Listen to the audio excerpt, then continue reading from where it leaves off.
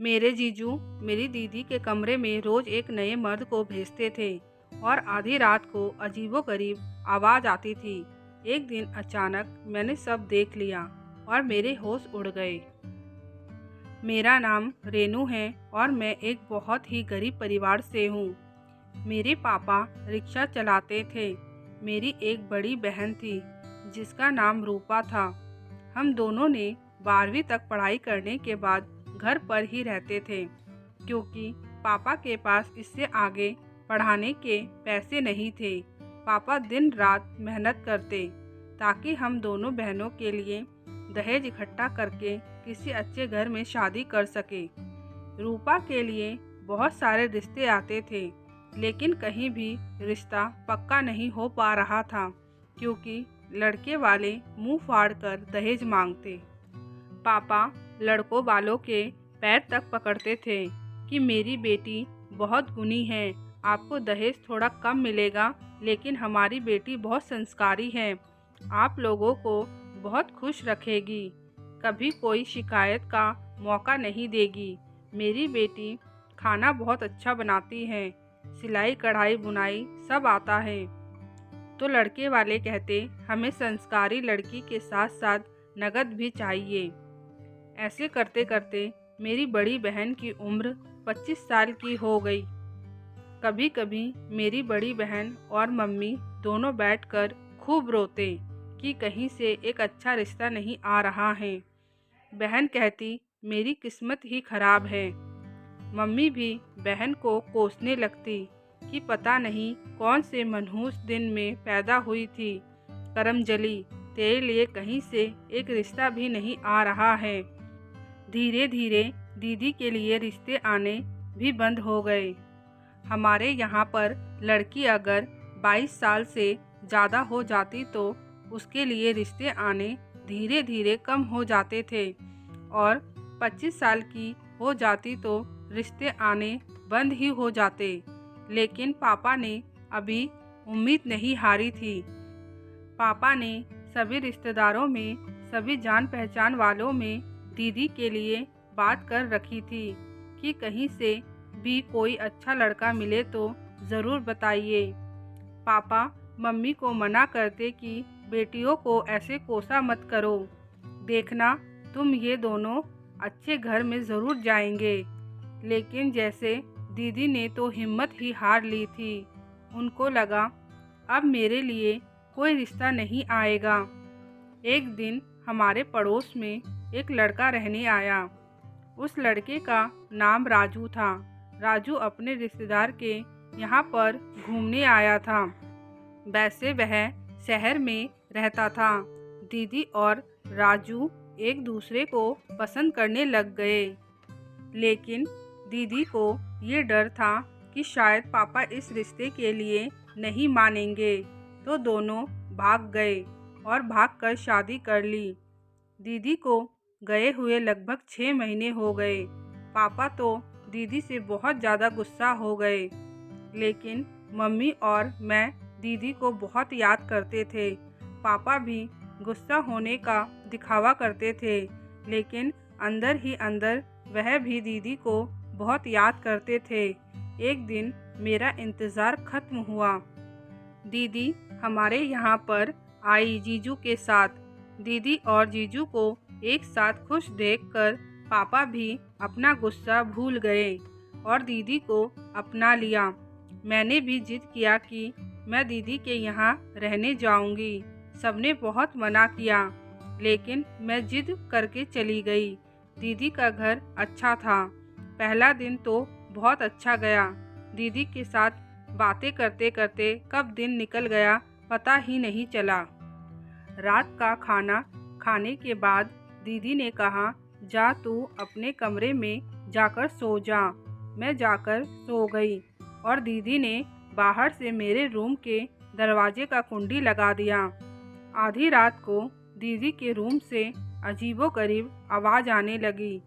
मैंने एक बार तो सोचा जाकर देखूं, लेकिन फिर सोचा यह पति पत्नी की आपस की बात है। मैं सुबह उठी तो दीदी मेरे लिए चाय लेकर आई, तो मैंने देखा दीदी के हाथों पर अजीबोगरीब निशान थे। जैसे लग रहा था दीदी के साथ किसी ने जोर जबरदस्ती करी है। मैंने दीदी से पूछा, दीदी ये निशान कैसे? तो दीदी घबराती हुई बोली, चूड़ियाँ उतारते वक्त चोट लग गई थी। और बात को बदलते हुए बोली, ले तू चाय पी ले, मैं तेरे लिए नाश्ता बनाकर लेकर आती हूँ। मैंने दीदी से पूछा, जीजू कहाँ हैं? दीदी ने कहा, तेरे जीजू सो रहे हैं। ऐसे ही दिन बीत गया। रात का खाना खाने के बाद दीदी ने कहा, जा तू जाकर सो जा। तो मैं अपने कमरे में चली गई। आधी रात को फिर से वही अजीबोगरीब आवाज़ आने लगी। आज मैंने सोचा मैं जाकर देखती हूँ कैसी आवाज़ें हैं। जब मैंने अपने रूम का दरवाज़ा खोलने की कोशिश की तो रूम बाहर से बंद था, जिस वजह से मैं बाहर नहीं निकल पाई। फिर दूसरे दिन दीदी मुझसे दूर दूर भाग रही थी और गले में दुपट्टा लपेट रखा था। मैंने दीदी से कहा, दीदी यहाँ पर तो कोई भी नहीं है और गर्मी भी इतनी हो रही है, तो आपने ये दुपट्टा क्यों लपेट रखा है? निकाल दीजिए। तो दीदी ने कहा, नहीं ठीक है। दीदी घर का काम कर रही थी। दीदी के गले से दुपट्टा हट गया तो मैंने देखा गले पर बहुत सारे निशान बने हुए हैं। फिर से मैंने दीदी से पूछा, दीदी ये किस तरीके के निशान हैं? दीदी ने बताने से मना कर दिया और काम करने लग गई।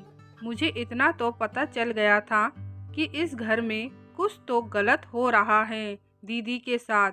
मुझे पता लगाना पड़ेगा, लेकिन कैसे पता करूं? दीदी तो बाहर से कुंडा लगा देती है।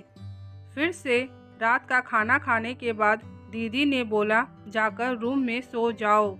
मैंने दीदी से कहा, ठीक है, लेकिन मैं कमरे के अंदर गई ही नहीं। बस रूम का दरवाज़ा ऐसे ही बंद कर दिया और मैं किचन में जाकर छुप गई। आधी रात होने के बाद वही अजीबोगरीब आवाज़ आने लगी तो मैं देखने के लिए दीदी के रूम की तरफ बढ़ी। मैंने देखा दीदी ने मेरे रूम का कुंडी लगा दिया है। अब मैं दीदी की रूम की तरफ बढ़ी। वहां जाकर मैंने जो नज़ारा देखा उससे मेरे होश उड़ गए। दीदी के रूम में एक आदमी बैठा हुआ था और दीदी उसको शराब पिला रही थी। दीदी उस आदमी के सामने नाच रही थी और बीच बीच में उस आदमी को शराब पिला रही थी। वह आदमी दीदी का कभी हाथ पकड़ता तो कभी कमर पकड़ता। ऐसे ही सिलसिला चलता रहा। कुछ देर में वह आदमी बेहोश हो गया। ये सब नज़ारा देखकर मुझे अपने दीदी के ऊपर बहुत ज़्यादा गुस्सा आ रहा था कि दीदी यहाँ आकर क्या काम कर रही है। मैं चुपचाप अपने कमरे में चली गई। सुबह होने के बाद मैंने अपनी दीदी से पूछा, आधी रात को जो अजीबोगरीब आवाज़ आती है वह कहाँ से आती है? दीदी ने साफ मना कर दिया कि मुझे तो कोई आवाज़ नहीं आती। मैं सोचने लगी, दीदी शहर आकर कितनी बदल गई है। दीदी कितने गंदे काम करने लगी है और साथ में साफ साफ झूठ बोलती है। दूसरे रात भी मैंने ऐसा ही किया। कल मैंने जिस आदमी को देखा था आज वह आदमी नहीं था, दूसरा आदमी था। आज भी दीदी उस आदमी को शराब पिला रही थी और बीच बीच में नाच कर दिखा रही थी और वह आदमी भी दीदी के शरीर को बार बार हाथ लगा रहा था। ये सब देखकर मुझे अपनी दीदी के ऊपर घिन आ रही थी। आज तो मैंने सोच लिया था कि दीदी से ज़रूर पूछूंगी कि इतना गंदा काम क्यों करती हो। सुबह होते ही दीदी को मैंने अपनी कसम दे दी कि दीदी आप इतना गंदा काम क्यों करती हो। रोज़ रोज़ आपके रूम में अलग अलग मर्द आते हैं और उनके साथ आप गलत काम करती हो। दीदी ने गुस्से में बोला, हाँ हाँ मैं ही तो गलत हूँ, मैं ही तो गलत काम करती हूँ, और रोने लग गई। मैंने दीदी से कहा, ये सब क्या है? जीजू इतने अच्छे हैं फिर आपको ये सब करने की क्या ज़रूरत है? तो दीदी ने चिल्लाते हुए कहा, जिस जीजू को तू इतना अच्छा बोल रही है वही जीजू रोज़ अलग अलग मर्द को मेरे रूम में भेजते हैं गलत काम के लिए। लेकिन मैंने आज तक अपनी आबरू बचा कर रखी है। मैं उन लोगों को शराब पिलाते पिलाते उनके शराब में नशे की दवा मिला देती हूँ, जिससे वह बेहोश हो जाते हैं और सुबह के 5 बजने से पहले ही उन लोगों को घर के लिए रवाना कर देती हूँ। मैंने एक ऑटो वाले को फिक्स करके रखा है। जो भी आदमी आता है उसी ऑटो में बैठा देती हूँ। ऑटो वाला उनके घर छोड़कर आ जाता है। तेरे जीजू कोई काम नहीं करते, हमारा घर इसी काम से चलता है। मुझे तो अपने ऊपर बहुत शर्म आती है कि मैंने इस तरीके की आदमी को पसंद किया और उससे शादी की। दीदी ने कहा, कई बार मैंने मरने के बारे में सोचा, लेकिन कदम डगमगा गए, मरने की हिम्मत ही नहीं हुई। कई बार सोचा अपने घर वापस चली जाऊं, लेकिन किस मुंह से पापा के पास वापस जाऊं। अब शायद मुझे इस गंदगी में ही रहना पड़ेगा और शायद ज़्यादा दिन तक अपनी आबरू बचा भी ना पाऊं। दीदी ने कहा, इसलिए मैं तुझे यहाँ पर लेकर नहीं आना चाहती थी।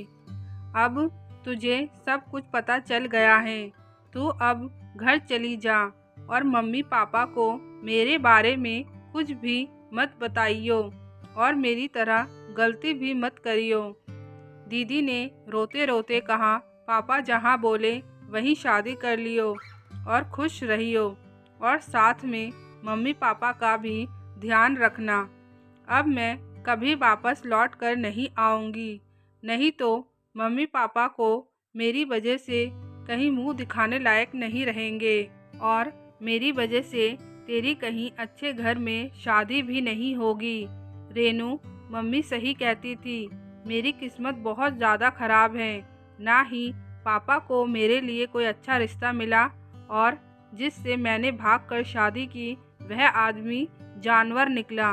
लेकिन मैं दुआ करती हूँ तुझे एक बहुत अच्छा लड़का मिल जाए, तू शादी होकर अपने ससुराल में बहुत खुश रहे। मैंने दीदी की बातें सुनी तो मुझे भी रोना आ गया और मैंने दीदी से कहा, दीदी मैं आपको इस नरक में नहीं रहने दूंगी, चाहे कुछ भी हो जाए, चाहे मम्मी पापा से लड़ना पड़े या इस दुनिया से लड़ना पड़े, मैं आपको इस नरक से ज़रूर निकाल लूँगी। और उस दिन अपनी कसम देकर अपने जीजू को पुलिस में पकड़वाकर दीदी को अपने घर लेकर आ गई और मम्मी पापा को सब कुछ बता दिया। मम्मी पापा ने दीदी को माफ़ कर दिया और कहने लगे, मेरी बच्ची तुझे कितना कुछ झेलना पड़ा। आस पड़ोस में कोई पूछता तो हम सबको यही बताते कि मेरे जीजू अच्छे इंसान नहीं थे, इसलिए मेरी दीदी का तलाक करवा दिया। एक दिन मेरे लिए एक अच्छे घर से रिश्ता आया, लेकिन मैंने मम्मी पापा को कहा कि पहले कहीं दीदी की शादी करवा दो, तो मम्मी पापा ने दीदी के लिए भी रिश्ता ढूंढना शुरू किया। पापा को एक लड़का पसंद आया जो गरीब ज़रूर था, लेकिन दीदी को पहले से ही पसंद करता था। लड़का ऑटो रिक्शा चलाता था। पापा ने हम दोनों बहनों की शादी एक ही दिन पर रखा। हम दोनों बहनों की शादी हो गई, वह भी बिन दहेज के। अब हम दोनों बहनें बहुत खुश हैं। जब भी हम मायके जाते हैं दोनों बहनें एक ही साथ जाते हैं।